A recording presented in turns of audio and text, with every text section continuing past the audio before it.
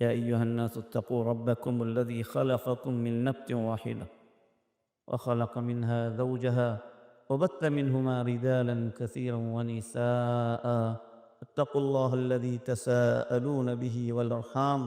إن الله كان عليكم رقيبا صدق الله العظيم۔ بزرگان محترم، بھائیوں اور دوستوں، اس وقت جس آیت کریمہ کی تلاوت کی گئی یہ وہ آیت ہے کہ اس کے ساتھ مزید 2 آیتیں ملا کر کے ہمارے آقا سرکار دو عالم سیدنا محمد رسول اللہ صلی اللہ علیہ وسلم ہمیشہ خطبوں کے اندر ان آیت کریمہ کو پڑھا کرتے تھے۔ جمعہ کے خطبوں میں بھی اور خصوصاً عام موقع پر جو خطبہ دیا جاتا تھا، خاص طور سے نکاح کے موقع سے جو خطبہ پڑھا جاتا تھا، اس میں ان آیات کریمہ کی تلاوت خصوصیت کے ساتھ فرمایا کرتے تھے۔ اللہ کے نبی صلی اللہ علیہ وآلہ وسلم جس چیز کا اہتمام کرتے تھے اس کے تعلق سے ہمیں سوچنا بھی چاہیے کہ آخر شادی کا موقع، خوشی کا موقع، چاروں طرف سے لوگ جمع ہیں، دولہا اور دلہن کی طرف کے لوگ جمع ہیں، ان کے رشتہ دار دوست احباب جمع ہیں، شادیانے بج رہے ہیں، خوشی کے گانے گائے جا رہے ہیں۔ ایسے موقع پر اللہ کے نبی صلی اللہ علیہ وسلم نے اس آیت کریمہ کا انتخاب کیا جس میں کس چیز کی طرف دعوت دی گئی ہے۔ یا ایھا الناس اتقوا ربکم الذی خلقکم من نفس واحدہ، لوگوں کو ان کی ابتدائے آفرینش کی طرف ان کو بلایا گیا ہے، ان کو اس کی طرف لے جاتے ہوئے فرمایا گیا ہے، لوگوں اس اللہ سے ڈرو جس نے تم کو ایک جان سے پیدا کیا، من نفس واحد وخلق منها زوجها، اور انہی سے ان کے جوڑے کو پیدا کیا۔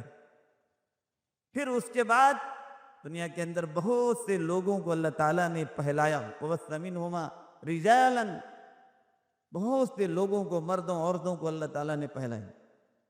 پھر آگے اسی آیت کریمہ کے اندر جب تقوی کا حکم دیا گیا تو مزید اللہ تعالیٰ فرما رہے ہیں واتقوا اللہ الذی تساءلون بہ والارحام، اس اللہ سے ڈرو جس کے واسطے سے، جس کا نام لے کر تم سوال کرتے ہو، اور رشتہ داری کا خاص و خیال رکھنا، اس سے بھی ڈرتے رہنا۔ ان اللہ کان علیکم رقیبا، ایک ایسا انداز اختیار کیا جا رہا ہے، دیکھو تمہارے اوپر اللہ تعالیٰ نگراں ہے، اللہ تعالیٰ ہر چیز کی نگرانی فرما رہے ہیں۔ شادی ہو رہی ہے، 3 لوگ خاص طور سے یہاں پر مخاطب ہیں، ایک دولہا،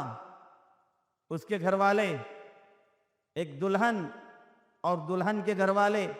اور تیسرے جو لوگ یہاں پر جمع ہیں، ان سبوں کو سمجھایا جا رہا ہے،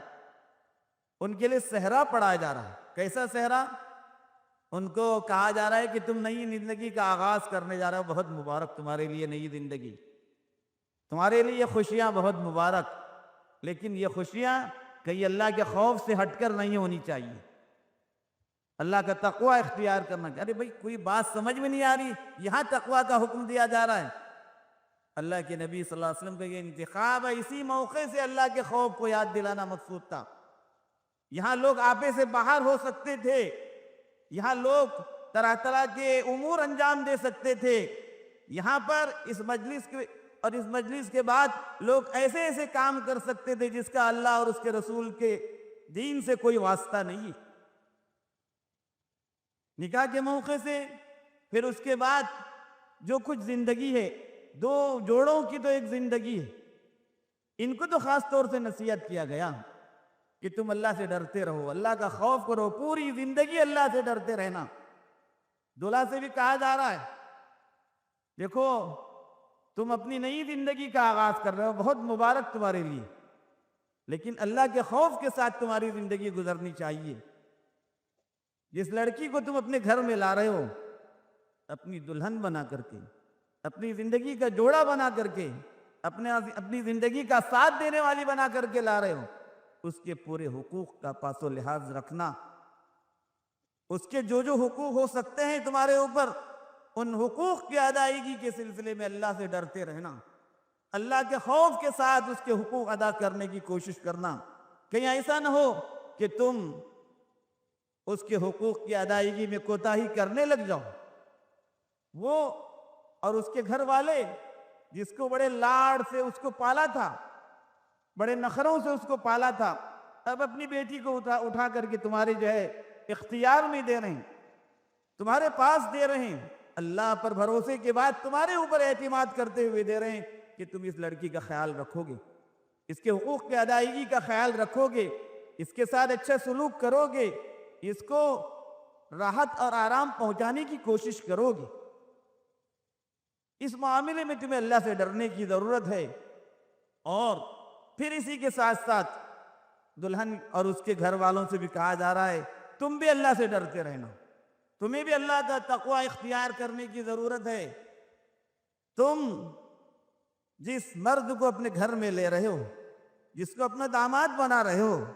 تم نے جس کو اپنے شوہر کے ہونے کے طور پر منتخب کیا ہے، اب اس عروسہ کی، اس دلہن کی بھی ذمہ داری بنتی ہے اس آنے والے میرے مرد اور میرے زندگی کے ساتھی کے میرے اوپر اللہ نے کچھ حقوق بھی واجب کیے، ان حقوق کی ادائیگی میرے لیے ضروری ہے۔ میں اس کے حکموں کے خلاف نہیں جاؤں گی جب تک یہ مجھے اللہ اور اس کے رسول کی اطاعت کے ساتھ حکم دے گا، میں اس کے حکموں کے ساتھ رہوں گی، اس کی اجازت کے بغیر گھر سے باہر نہیں جاؤں گی، اس کی نافرمانی نہیں کروں گی، اس کو کسی طرح کی ایسی تکلیف نہیں دوں گی جس سے اس کو جو ہے اذیت و تکلیف پہنچے، اس سے اتنے زیادہ مال کا مطالبہ نہیں کروں گی جتنے مال کا یہ حقدار نہیں ہے، جتنے مال کی اس کے اندر طاقت و استطاعت نہیں ہے۔ یہ اتنی محبت سے اس کو کہا جا رہا ہے کہ تم ان باتوں کو سمجھو۔ بھائیوں اور بزرگوں، دلہا اور دلہن نے، میاں بیوی نے ایک دوسرے کے حقوق اگر سمجھ لیے اور ایک دوسرے کے حقوق سمجھ کر کے انہوں نے زندگی گزارے، ایک دوسرے کے حقوق ادا کرتے ہوئے زندگی گزاری، تو یہ زندگی ان کے لیے دنیا کے اندر جنت کا نمونہ بنتی ہے۔ سکون زندگی کے اندر آتا ہے، راحت زندگی کے اندر آتی ہے، آرام زندگی کے اندر آتا ہے۔ میاں بیوی دونوں کو ایک دوسرے پر اعتماد کی سب سے پہلے ضرورت ہے۔ اگر اعتماد کے اندر کمی آ گئی، دل میں کوئی وسوسہ آ گیا، شوہر کے متعلق بیوی کو، بیوی کے متعلق شوہر کو کوئی وسوسہ آ گیا، شیطان نے اپنا کام وہاں سے شروع کر دیا، اور شیطان کی پوری کوشش یہ ہوتی ہے کہ میاں بیوی کبھی خوش نہ رہیں۔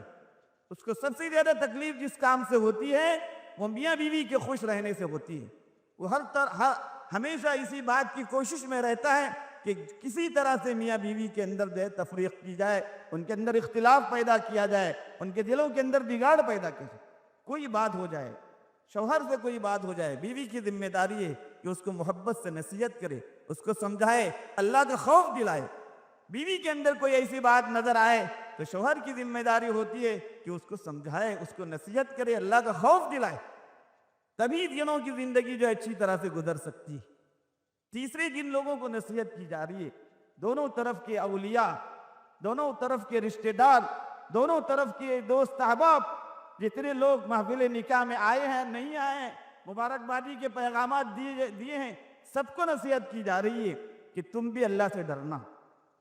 ایسا نہیں کہ تمہارے لیے سب کچھ جائز ہو گیا، شادی کے موقع سے تم جو چاہو کرو، جن رسموں کو چاہو اختیار کرو، جیسے جیسے نام سے مغربی ملکوں کی طرف سے یا غیروں کی طرف سے جو رسمیں ہیں وہ سب اختیار کرو۔ نہیں نہیں بابا، اس کی اجازت نہیں، کوئی گنجائش نہیں ہے۔ اللہ نے جس دین کو دے کر سرکار دو عالم صلی اللہ علیہ وآلہ وسلم کو مبعوث فرمایا تھا، وہ دین مکمل ہے۔